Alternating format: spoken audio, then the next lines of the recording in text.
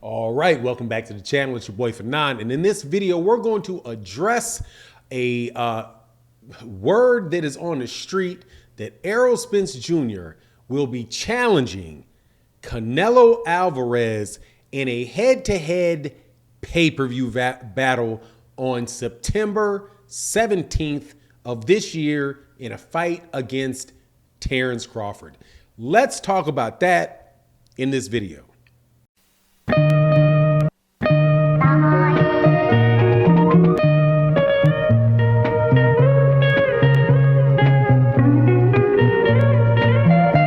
All right, welcome back to the channel. It's your boy Fanon. In this video, I'm going to talk about a couple things. We're in the welterweight division / light heavyweight, super middleweight division, where news has come out that Errol Spence Jr. may be trying to fight Terence Crawford on September 17th. That, my friends, would be a very, very interesting development on a whole lot of levels, and one where I would say for the first time ever, Al Heyman, are you dumb? But before I get into that, let me first welcome you back to the channel. Thank you so much for joining the boxing community that we have here at Fanon International Boxing. If you're a longtime subscriber and supporter, thank you so much for your support. If you're new to the channel, welcome to the channel. Please accept my invitation to join the channel by hitting the subscribe button, hit the bell icon so you can be notified of when we release content, videos, and live streams, which we pretty much do every day. So let's go through this. Word on the street is Errol Spence Jr., Terence Crawford, September 17th, which is a Saturday, could be having their undisputed championship at 147 pounds. Now, I am very optimistic that that fight can take place, without a doubt. However, if they were to make that fight on that particular date, that would be, and I'm telling you, I don't say this easily, the dumbest decision that Errol Spence Jr. or the PBC could possibly make as far as making a fight with Terence Crawford, because of several reasons. The number one reason is that is Mexican Independence Day, and that is the day that all signs point to, and by all signs point, I mean as it happens every year, that Canelo Alvarez will be fighting Gennady Golovkin on that date. That date is the Friday before that date, actually September 16th, is Mexican Independence Day. Canelo Alvarez fights on 2 days of the year. He fights on Cinco de Mayo, and he fights on Mexican Independence Day, and he may fight in December for a quick turnaround fight to get 3 fights in on the year.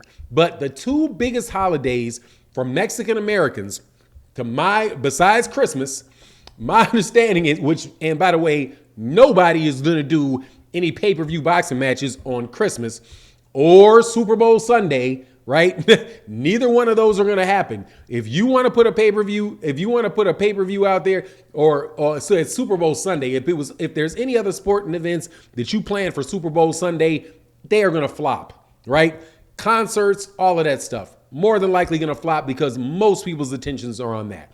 In the boxing world, for Terence Crawford and Errol Spence Jr. to fight on that date, is almost guaranteeing that fight is going to fail, even if it takes a significant amount of views away from Canelo Alvarez. Because Canelo Alvarez has a very, very big fan base.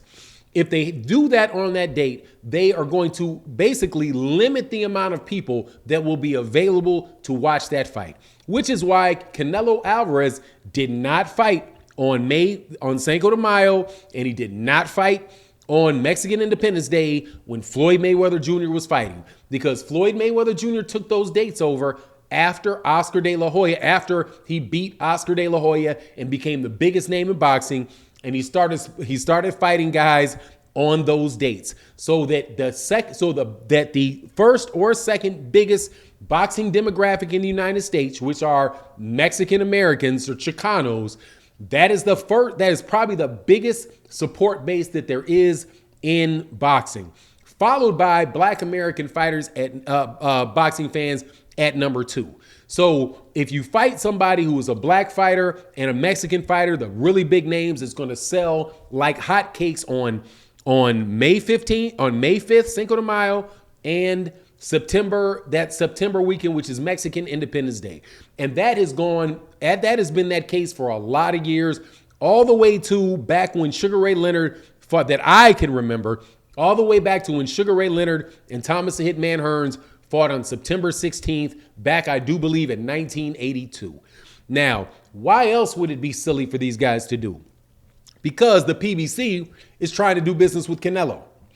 The PBC is trying to get, and they still feel as if they are in the running after he gets done with this stuff this year. They want to be able to make the fight with Canelo Alvarez, David Benavidez, or Canelo Alvarez versus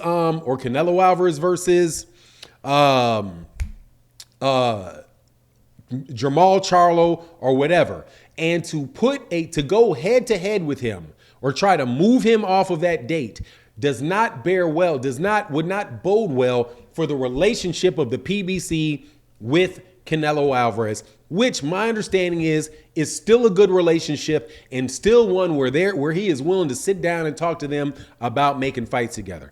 Now, while I know that Errol Spence Jr. is a big star in the sport of boxing, one of the biggest sports in boxing, boxers in the sport, Terence Crawford is an excellent fighter. That fight is one of the biggest fights that can be made in the sport of boxing, without a doubt.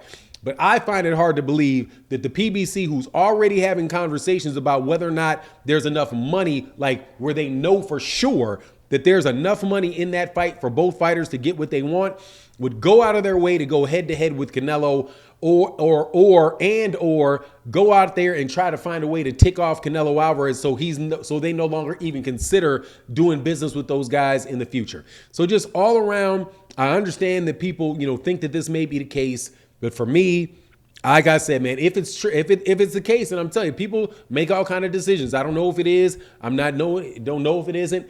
People say that that's what they're trying to do. I'm not the one to sit up here and say that that's not the case.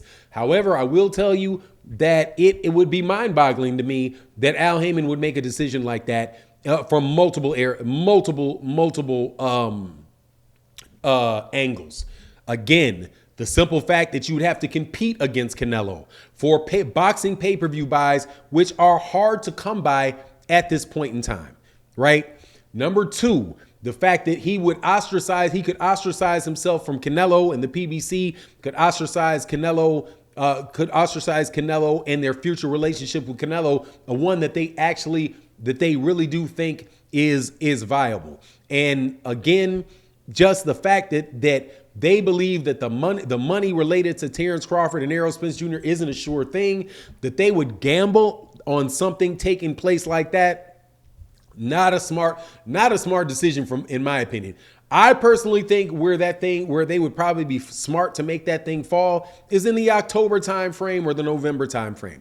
I wouldn't even say the December timeframe, because you may have to run against Canelo doing a December fight against, like he did against Yildirim or somebody like that. Because if he gets past Bivol and he goes to Gennady Golovkin and gets past Gennady Golovkin, they already said that they may consider an easy fight in the UK. Against one of the, I don't even know who it is that Eddie Hearn would offer him up for that year. And then they would go into 2023 with a chance, the PBC, a chance of getting that fight on the 23rd, on Cinco de Mayo, or getting that, or a fight on Mexican Independence Day, depending on how Canelo Alvarez pay-per-views do on DAZN, which is not a surefire thing, because DAZN doesn't have a really big pay-per-view distribution network in the United States. But anyway, that's my take on the matter. You let me know what you think in the comment section. And with that, I'm out. Peace.